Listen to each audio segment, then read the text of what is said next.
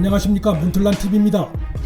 문정권이 결국 윤석열 검찰을 무력화시키고 조국 수사를 방해하기 위한 꼼수, 황당수를 펴고 있는 것으로 보입니다.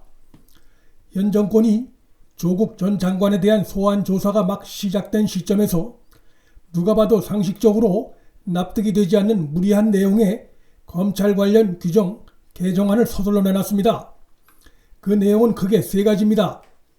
첫째, 앞으로 검찰총장으로 하여금 사건의 주요 단계별로 법무부에 보고토록 하겠다는 것이고, 둘째, 이미 절반 가까이로 줄어든 반부패 수사부를 또다시 절반으로 줄이겠다는 것이며, 셋째, 금융과 조세와 공안사건 등등을 다루는 인지수사부 37곳을 연말까지 다 폐지시키겠다는 것입니다. 법무부의 추진 내용은 시점상으로나 내용상으로나 논란의 소지, 불법의 소지가 가득합니다. 무엇보다 지금 시점에서 검찰총장이 수사를 단계별로 보고토록 하게 되면 조국 수사 상황이 거의 실시간으로 법무부를 거쳐 대통령이나 청와대로 흘러들어갈 수밖에 없습니다.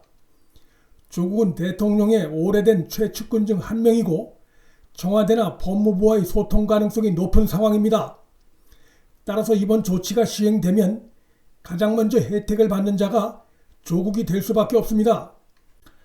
이것은 인권 보호가 아니라 범죄 은닉 방조 행위가 될 수 있습니다. 조국이 현 정권의 상징적인 인물이었다는 점에서 그 혜택은 문재인 대통령 본인과 현 정권도 입게 되는 것입니다. 수사 단계별 사전 보고는 검찰 수사의 독립성을 침해하는 것이며 위헌적인 소지로 인해 그간 법무부라도 함부로 강제하기 어려운 내부 규정이었습니다. 보고 대상이 주로 권력층과 관련된 것이거나 정권에 민감한 사안이 대부분이기 때문에 결국 이 개정은 정권에 악용될 소지가 농후한 것입니다. 법무부가 반부패 수사부를 줄이겠다는 내용에도 의심스러운 부분이 많습니다. 이미 한 차례 줄어든 반부패 수사부를 또다시 반으로 줄인다는 내용도 그렇거니와 더 줄일 경우 조국 일가 사건 수사의 차질이 불가피해지게 됩니다. 나아가 향후 재판 과정에서도 검찰 인력 부족으로 공소 유지가 힘들어집니다.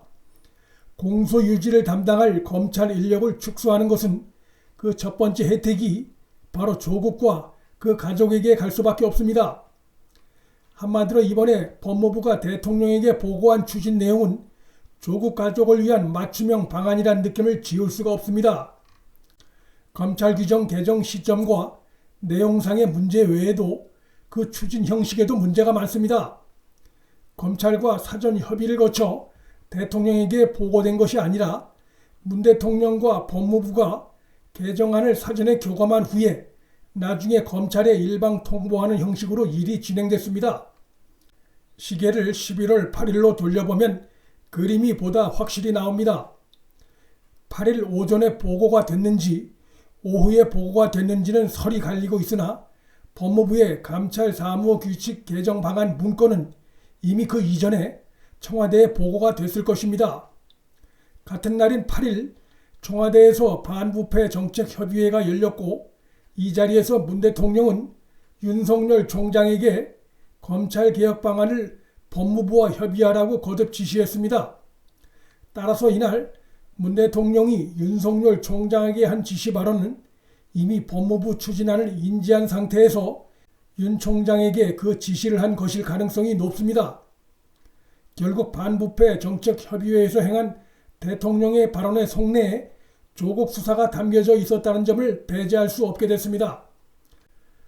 법무부가 대통령에게 8일 보고한 내용을 5일이나 지난 10일 조국 소환 통보가 알려진 이후 대검에 통보했다는 점도 의심을 뒷받침합니다. 대통령에게 보고된 사실은 숨긴 채 검찰과 협의하려다가 조국 소환이 결정되자 검찰 압박용으로 공개한 것으로 보입니다.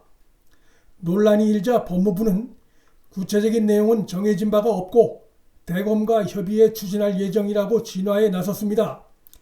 그러나 이것은 말장난에 가깝습니다. 이미 김호수 차관이 축소할 검찰 조직 숫자와 시행할 구체적인 내용까지 8일 대통령에게 보고를 마친 상태입니다. 법무부의 이번 검찰청 사무기구에 관한 규정 개정안은 크게 세 가지 점에서 의심스럽습니다. 첫째, 이제 막 수사가 시작된 조국을 보호함으로써 조국 사건이 정권에 미치는 부정적인 영향을 최소화하려는 정치적 의도가 강하게 의심됩니다.